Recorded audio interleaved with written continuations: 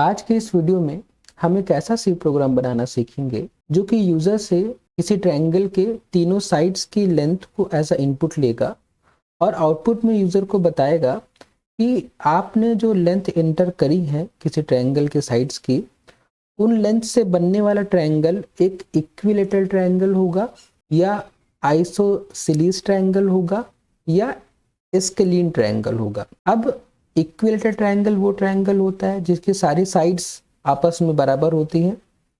Isosceles triangle वो triangle होते हैं जिसमें कम से कम दो साइड्स आपस में बराबर हो, और स्केलीन ट्रायंगल वो ट्रायंगल होते हैं जिनकी कोई भी साइड बराबर नहीं होती है। तो आज की इस वीडियो के लिए हमारा टारगेट आउटपुट कुछ इस तरीके से रहेगा। हम यूजर से बोलेंगे कि please enter 3 sides of a triangle. User ने तीनों साइड एंटर करी, हमें चेक करना है कि इन साइड से बनने वाला ट्रायंगल किस टाइप का ट्रायंगल होगा। तो अगर यूजर ने 10 10 10 एंटर किया, इसका मतलब तीनों साइड बराबर है, तो हम बोलेंगे कि आपका जो ट्रायंगल बनेगा इन साइड से वो इक्विलेटरल ट्रायंगल होगा। उसी तरीके से जब हम दोबारा प्रोग्राम रन करेंगे और यूजर से तीनों साइड्स मांगेंगे, तो यूजर ने अगर मान लीजिए इनपुट में दिया है 10 10 20, तो हम देख सकते हैं कि दो साइड्स आपस में बराबर हैं, तो इन साइड से बनने वाला जो ट्रायंगल होगा वो आइसोसेलेस ट्रायंगल होगा। उसी तरीके से जब हम प्रोग्राम तीसरी बार रन करेंगे और यूजर से हम इनपुट मांगेंगे और यूजर ने मान लीजिए 10 20 और 30 इनपुट में दिया, तो हम देख सकते हैं कि इसमें कोई भी साइड बराबर नहीं है आपस में, तो इन साइड से बनने वाला ट्रायंगल जो होगा वो स्केलीन ट्रायंगल होगा। तो बहुत स्ट्रेट फॉरवर्ड प्रोग्राम है। हमें बस क्या करना है, हमें साइड्स चेक करनी है कि तीनों साइड्स बराबर है या कोई दो साइड बराबर है या तीनों में से कोई साइड भी बराबर नहीं है। तो अगर तीनों साइड बराबर हैं तो इक्विलेटरल ट्रायंगल, एटलीस्ट दो साइड बराबर हैं तो आइसोसेलेस ट्रायंगल, और अगर तीनों साइड ही बराबर नहीं है तो स्केलीन ट्रायंगल। तो बहुत सिंपल सा लॉजिक है। आप वीडियो कंटिन्यू करने से पहले एक बार खुद कोशिश करिए इसको इम्प्लीमेंट करने के लिए, और आई होप कि आप अगर ये वीडियो सीरीज फॉलो कर रहे हैं तो आप बहुत आसानी से इसको इम्प्लीमेंट कर लेंगे। और अगर आपको कोई प्रॉब्लम होती है तो आप इस वीडियो को कंटिन्यू करिए और देखिए मैंने कैसे इसको इम्प्लीमेंट किया है सी लैंग्वेज में। इस प्रॉब्लम के सॉल्यूशन को सी लैंग्वेज में इम्प्लीमेंट करने से पहले मैं आपको एक बार बता दूं कि इक्विलेटरल ट्रायंगल, आइसोसेलेस ट्रायंगल और स्केलीन ट्रायंगल दिखते कैसे हैं। तो देखिए, इक्विलेटरल ट्रायंगल वो ट्रायंगल होता है जिसकी सारी साइड्स आपस में बराबर होती हैं। जैसे मान लीजिए कि इस ट्रायंगल में ये साइड की लेंथ 10 है, इस साइड की लेंथ भी 10 है और ये वाली साइड की लेंथ भी 10 है, तो ये ट्रायंगल जो होगा हमारा इक्विलेटरल ट्रायंगल कहलाएगा। वैसे ही अगर हमारे पास एक ट्रायंगल है जिसमें मान लीजिए कि ये जो लेंथ है ये 10 है, ये लेंथ भी 10 है, लेकिन अगर ये लेंथ मान लीजिए 20 है, तो ये ट्रायंगल फिर इक्विलेटरल ट्रायंगल नहीं है, ये ट्रायंगल है आइसोसेलेस ट्रायंगल है। ओके, तो ऐसा ट्रायंगल क्या कहलाएगा, आइसोसेलेस ट्रायंगल। उसी तरीके से हमारे पास एक ट्रायंगल है, मान लीजिए कि ये वाला ट्रायंगल है और इसकी ये साइड 10 है, ये वाली साइड 20 है और ये साइड जो है वो 30 है, तो ये ट्रायंगल हमारा स्केलीन ट्रायंगल होगा। ओके, आई होप कि आपको समझ में आया होगा। अगर आप इसको इम्प्लीमेंट कर सकते हैं खुद से, तो आपको इनकरेज करूंगा कि आप फिर भी अभी यहाँ से भी आप वीडियो पॉज करके इसको एक बार ट्राई करिए इम्प्लीमेंट करने के लिए। अगर आप नहीं कर पाते हैं तो फिर आप ये वीडियो कंटिन्यू करिए। तो इस पर्टिकुलर प्रॉब्लम के सॉल्यूशन को इम्प्लीमेंट करने के लिए सबसे पहले हम 3 वेरिएबल्स डिक्लेयर करेंगे, जो कि तीनों वेरिएबल तीनों साइड्स के लिए होंगे, तीनों साइड्स की वैल्यू को स्टोर करने के लिए। फिर हम यूजर से तीनों साइड्स को एज अ इनपुट मांगेंगे, तो उसके लिए हम यूजर को मैसेज देंगे कि please enter 3 sides of triangle. हमने यूजर से बोला कि आप ट्रायंगल के तीनों साइड्स आप एंटर करिए। फिर हमने स्कैनफ का यूज करके हमने तीनों साइड्स को तीनों वेरिएबल में स्टोर कर लिया, और तीनों ही वेरिएबल जो हमारे हैं वो इंटीजर टाइप के हैं, इसीलिए हमने जो फॉर्मेट स्पेसिफायर यूज किया वो %d यूज किया। पहला %d ए वेरिएबल के लिए, दूसरा %d बी वेरिएबल के लिए और तीसरा %d सी वेरिएबल के लिए। तो हमने यूजर से तीनों साइड्स को एज अ इनपुट ले लिया। अब हमें चेक करना है कि ये तीनों साइड्स में से क्या तीनों साइड आपस में बराबर है।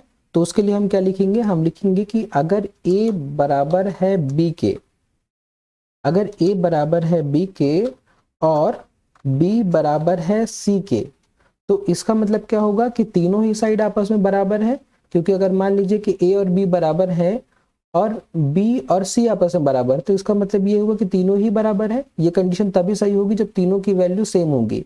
तो उस कंडीशन में हम लिखेंगे कि जो ट्रायंगल है वो ट्रायंगल कैसा ट्रायंगल होगा, वो ट्रायंगल होगा इक्विलेटरल ट्रायंगल। तो ऐसा ट्रायंगल क्या कहलाएगा, इक्विलेटरल ट्रायंगल, क्योंकि इसमें तीनों ही साइड आपस में बराबर है। अगर a बराबर है b के और b बराबर है c के, इसका मतलब तीनों साइड आपस में एक दूसरे के बराबर है। तो ऐसा ट्रायंगल इक्विलेटरल ट्रायंगल होगा। अब हम एलसीफ लगा के ये चेक करेंगे कि अगर मान लीजिए कि कोई दो साइड आपस में बराबर होती है, जैसे a बराबर हो b के या मतलब और का साइन, ओके, या a बराबर हो b के, या तो फिर b बराबर हो c के, या तो फिर c बराबर हो a के। तो अगर इन तीनों में से कोई एक कंडीशन सही है, इन तीनों में से कोई एक कंडीशन सही है, तो हम बोलेंगे कि ऐसा ट्रायंगल होगा आइसोसेलेस ट्रायंगल। तो अगर तीनों में से कोई दो साइड आपस में बराबर है तो ऐसा ट्रायंगल क्या कहलाएगा, आइसोसेलेस ट्रायंगल। इसी तरीके से हम एल्स में लिख देंगे कि अगर ये दोनों ही कंडीशन गलत है, ऊपर वाली, अगर ऊपर वाली दोनों ही कंडीशन गलत है, तो जो ट्रायंगल हमारा होगा वो कौन सा ट्रायंगल होगा, एस्केलियन ट्रायंगल।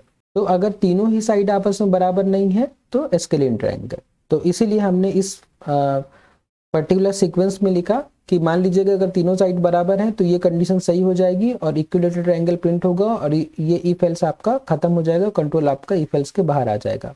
अगर मान लीजिए ये कंडीशन गलत होती है तो हम चेक करेंगे कि क्या अगर तीनों साइड बराबर नहीं तो कम से कम क्या दो साइड बराबर हैं। अगर दोनों साइड बराबर, अगर कम से कम दो साइड बराबर है तो हम बोलेंगे कि ये आइसोसेलेस ट्रायंगल है। अगर तीनों साइड बराबर नहीं है, दोनों दो साइड भी बराबर नहीं है, तो फिर हम बोलेंगे कि ठीक है, मतलब कोई साइड आपस में बराबर नहीं है, इसीलिए एस्केलियन ट्रायंगल है। तो चलिए अब इस प्रोग्राम को हम रन करके एक बार चेक कर लेते हैं कि जो हम सोच रहे थे वैसा ही आउटपुट आ रहा है कि नहीं आ रहा है।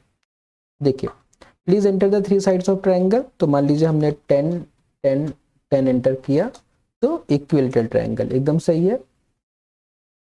फिर हमने जब दोबारा प्रोग्राम रन किया तो हमने फिर से चेक किया कि मान लीजिए दो साइड आपस में बराबर है और एक साइड अलग है। देखिए जहाँ यहाँ पे 10 10 आपस में बराबर है, एक साइड अलग है, तो इसका आंसर आना चाहिए आइसोसेलेस ट्रायंगल। तो आइसोसेलेस ट्रायंगल एकदम सही है।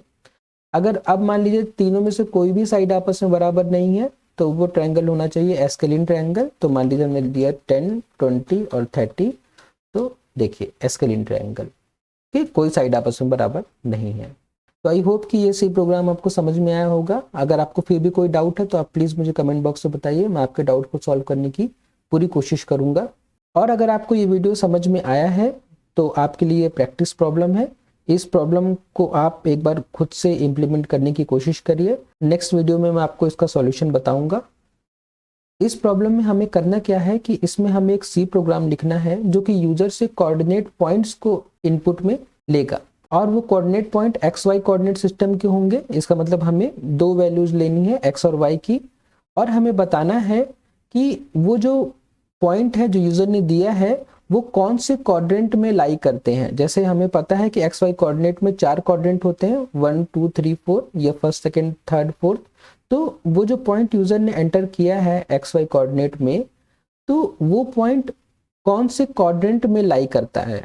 अगर आप इस प्रॉब्लम को समझ पा रहे हैं तो प्लीज आप इसको इम्प्लीमेंट करने की कोशिश करिए, और अगर आप इम्प्लीमेंट कर लेते हैं तो प्लीज आप मुझे कमेंट बॉक्स पे पोस्ट करके बताइए कि आपने कैसे अपनी इम्प्लीमेंट किया है। और अगर आप इम्प्लीमेंट नहीं कर पाते हैं तो आप मेरे नेक्स्ट वीडियो देखिए, मैंने उस वीडियो में आपको इसका सॉल्यूशन बताया है। तो आई होप कि आपको आज का वीडियो बहुत अच्छे से समझ में आया होगा।